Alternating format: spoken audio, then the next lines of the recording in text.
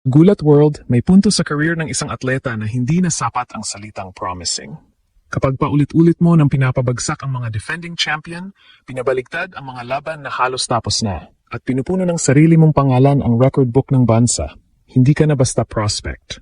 Isa ka ng tunay na puwersa sa world tennis. At iyan mismo ang ginagawa ngayon ni Alexandra Ayala. Sa Mubadala DC Open, unang bumangon si Alex mula sa isang set at break deficit para talunin ang Olympic gold medalist at dating world number 4 na si Qin Wenjing. 4-6, 6-4, 6-1. Pagkatapos, pinatalsik niya ang defending champion na si Leylah Fernandez, 6-2, 7-6, kahit nalubog siya sa 1-5 sa second set. Sa halip na bumigay, nanalo si Alex ng 5 sunod na games, saka dinomina ang tiebreak.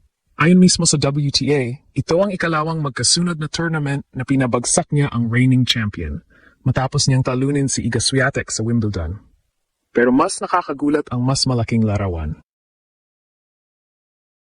Si Alex ang unang Filipina na umabot sa second week ng Grand Slam, ang unang umabot sa WTA 1000 semifinal, at ngayon ay nasa world number 8 na may 30 wins ngayong 2026. Hindi na lamang fans ang naniniwala. Tinawag siyang star ni Naomi Osaka, habang sinabi ni Kei Nishikori na may mga sandata siyang pwedeng magdala sa top 10 kung mananatiling healthy. At sa Washington, sinabi ng tournament chairman na hindi bababa sa 80% ng ticket inquiries ay nagtatanong kung kailan maglalaro si Alex. Ito na ba ang sandaling hindi lamang Philippine records ang binabasag ni Alex, kundi pati ang tingin ng mundo sa isang Filipina tennis player? Kung pagbabasehan ang nangyari sa Washington, ang pinakamalaking pagbabago kay Alex ay hindi lamang nasa lakas ng forehand o bilis ng paa. Ang tunay na upgrade ay nasa kakayahan niya maghanap ng solusyon habang nasa gitna ng problema. Laban kay Qin Wenjing, hindi maganda ang simula. Natalo si Alex sa opening set, 4-6, at nang mabreak siya sa 4-3 ng second set, 2 games na lamang sana ang kailangan ng Chinese Olympic champion para tapusin ang laban. Noon, pwedeng mataranta ang isang mas batang player. Pwedeng pilitin ang winners, magmadali sa rallies at tuluyang mawala ang control. Pero ibang Alex ang nakita sa DC. Agad siyang bumawi ng break at nagsimula ng 7-game run. Mula sa alanganing sitwasyon hanggang sa 4-0 lead sa deciding set. Ibig sabihin, hindi lamang niya binago ang score. Binago niya ang momentum, court position at kumpiyansa ng kalaban. Sa dulo, 4-6, 6-4, 6-1 ang panalo niya. Ang dating world number 4 na kontrolado ang unang bahagi ng laban ay biglang nawala ng sagot sa pressure, depth at energy ni Alex. Pagdating kay Leylah Fernandez, ibang klase naman ang test. Si Leylah ang defending champion sa Washington at dating US Open finalist. Tinalo rin niya si Alex ng straight sets sa Stuttgart noong Abril. Kaya hindi ito simpleng rematch. Sukatan ito kung gaano kabilis natututo ang Filipina. Sa first set, disiplinado si Alex. Hindi niya kailangang maghanap ng spectacular winner sa bawat rally. Hinayaan niyang maramdaman ni Fernandez ang pressure at kinuha ang set, 6-2. Ngunit sa second set, biglang gumanda ang rally tolerance, forehand at net play ng Canadian. 5 sunod na games ang nakuha ni Leylah at umabantay sa 5-1. Dito lumabas ang championship mentality ni Alex. Hindi siya nagpanic. Hindi niya tinangkang bawiin ang 4 na games sa isang stroke. Pinili niyang habulin ang laban point by point. Nang magkaroon ng pagkakataon, pinilit niyang humaba ang rallies, gumamit ng depensa para makabalik sa neutral position, at saka umatake kapag maikli na ang bola. Umabot siya sa 5-5 sa pamamagitan ng isang napakagandang defensive rally na tinapos niya sa forehand winner. Sa tiebreak, malinaw na si Alex na ang mas kalmado at mas determinado. Kinuha niya iyon, 7-1, para isarang laban sa straight. May mahalagang sinabi si Alex pagkatapos, patience ang naging susi, kasama ang matibay na mentality at paghahanap ng solusyon. Iyan ang eksaktong katangian na napapansin ngayon ng tennis world. Ang elite player ay hindi yung laging perfect. Ang elite player ay yung nakahanap ng paraan kahit bumaba ang level niya. At tingnan ang pattern.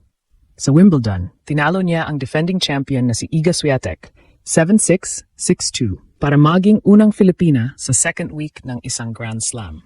Sa Washington, defending champion na naman ang pinawi niya. Hindi ito random na isang upset. Paulit-ulit nang gumagana ang kanyang aggressive return, left-handed angles, defensive speed, at tapang sa pressure points laban sa mga kilalang pangalan. Kaya kapag sinasabing dinurog ni Alex ang records, hindi ibig sabihin na wala na siyang kailangang patunayan. Ang ibig sabihin, bawat bagong round na naabot niya ay nagtatayo ng benchmark na wala pang Filipinang nakagawa noon. Siya mismo ang gumagawa ng bagong standard. Ngayon, bakit pinabilib ni Alex ang mga expert? Una, dahil ang kanyang resulta ay sinasabayan na ng repeatability. Noong Miami 2025, pwedeng isipin ng iba na magical run lamang ang pagkatalo niya kina Madison Keys at Iga Swiatek bago umabot sa WTA 1000 semifinal.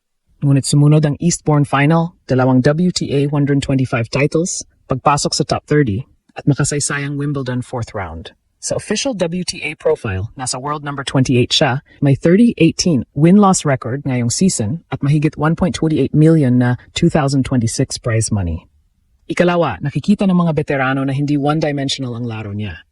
May natural advantage ang pagiging left-handed pero hindi iyon sapat para talunin ang Grand Slam champions. Ang mas mahalaga ay maaga niyang nakukuha ang bola, agresibo siyang bumabalik ng serve, at kaya niyang baguhin ang direksyon ng rally. Kapag napipilitan siyang dumepensa, mabilis siyang nakakabalik sa gitna at nagagawang gawing attacking opportunity ang isang desperadong point. Ito ang dahilan kung bakit mabigat ang papuri mula kina Naomi Osaka at Kei Nishikori. Inilarawan ni Osaka si Alex bilang isang star at mahalagang inspirasyon. Samantala, sinabi ni Nishikori na maraming weapons si Alex at maari siyang maging top 10 player kung mapapapanatili niyang malusog ang katawan. Hindi ito garantiya, pero napakalaking validation mula sa dalawang Asian players na nakaranas ng lumaban sa pinakamataas na antas ng tennis. Ikatlo, hindi pangkaraniwan ang epekto niya sa audience. Ayon kay Tournament Chairman Mark Ein, hindi bababa sa 80% ng inquiries ng ticketing team ay tungkol sa schedule ni Alex. Sa dami ng stars sa Washington, kasama sina Osaka, Venus Williams, Madison Keys at Elina Svitolina, si Alex pa rin ang isa sa pinakamalakas humatak ng interes. Tinawag ni Ein ang paglawak ng kanyang following na isang phenomenon, hindi lamang sa Pilipinas kundi sa iba't ibang bahagi ng mundo. Sa social media, pareho rin ang kuwento. Ang official WTA accounts ay paulit-ulit na nag-highlight sa kanyang grit, determination, at second set. Hindi lamang winning shots ang nagva-viral, pati emosyon, fighting spirit, at koneksyon niya sa Filipino crowd ay nagiging bahagi ng kanyang global appeal. Pero kailangan pa ring maging realistic. Wala pa siyang WTA Tour level singles title at kailangan pang maging mas stable ang serve at execution niya sa buong linggo. Ang top 10 ay hindi nakukuha sa dalawang malaking panalo lamang. Kailangan iyon ng consistent deep runs sa WTA 500, WTA 1000 at Grand Slams. Gayunman, ang nakakatakot para sa mga susunod niyang kalaban ay ito. 21 years old pa lamang si Alex, ngunit marunong na siyang manalo kahit hindi perfect ang laro. Sa quarterfinals ng Washington, haharapin niya ang winner kina Elina Svitolina at Polina Kudermetova. Panibagong test yon. Pero pagkatapos ng ginawa niya kina Zheng, Fernandez at Swiatek, hindi na pwedeng tawaging imposible ang susunod na record. Dahil ngayon, hindi na lamang si Alex ang humahabol sa kasaysayan. Ang kasaysayan na mismo ang sumusunod sa bawat palo.